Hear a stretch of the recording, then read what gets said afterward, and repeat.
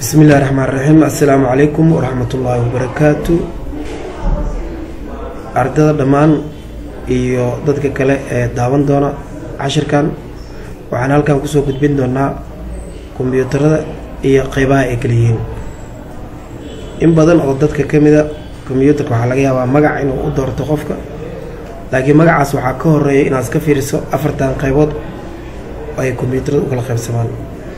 kombiyuutarada qaarkood waxay ku jiraan qaybtan kore oo waxa la yiraahdaa major brands, midna waxaa lagu magacaabaa other brand, kuwana waxaa la yiraahdaa no longer manufactured computers, kuwa kale ee afraad waa different brand.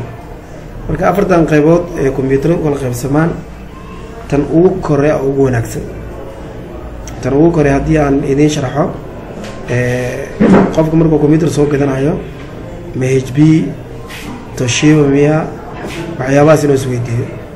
muraayada siiskiisa waa meeqo, asagoo afartan shay isweydiinin aa laga yaabaa inuu isweydiiyo warshada soo saartay iyo qaybta uu ka mid yahay. dadka qaarkood laga yaabaa inay ku xisaabtamaan harddiskiisa inta GB uu yahay, numerigiisa waa meeqa GB, maxaan ku yiraahdaa i5 miya i3 miya waxyaabahaas oo dhan intaadan ku xisaabtamay ka hor waxaa la rabaa afartan su-aal inaad isweydiiso. major brand waa kombiyuutarada ugu badan ee adduunka laga isticmaalo, wadamada adduunka dhan kuwa laga isticmaalo ee aad loo jecel yahay. kuwaas waa 10 qaybood. 10kaas dib aan iga soo sheegi doonaa siday kala yihiin. kan ugu horeeya ee aadka loogu jecel yahay, kan labaad ee la iibsado, kan saddexaad waa major brand.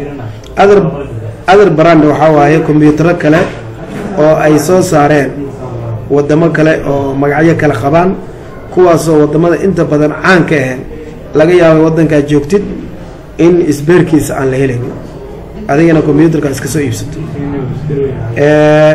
kan kale ee ugu daran waa no long, waa kombiyuutar ee warshad soo saartay, warshadiisana wax badan ay sameynin ama warshadii shaqadeeda ay joojisay, shaqada ay meel dheer gaarin oo meel aas si dheer aysan gaarin.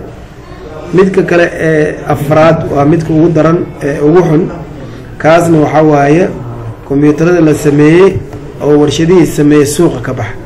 haddii kombiyuutar harddiskii weyn numerigiisa weyn yahay i7 i5 aad ku xisaabtanta aad soo iibsato, isla markaasina warshadii sameynaysay ay mar horeba shaqo joojisay, kombiyuutarkaas halkuu ku geynayaa. marka afartan su-aalood inaad isweydiiso waayo. waa mahadsantihiin.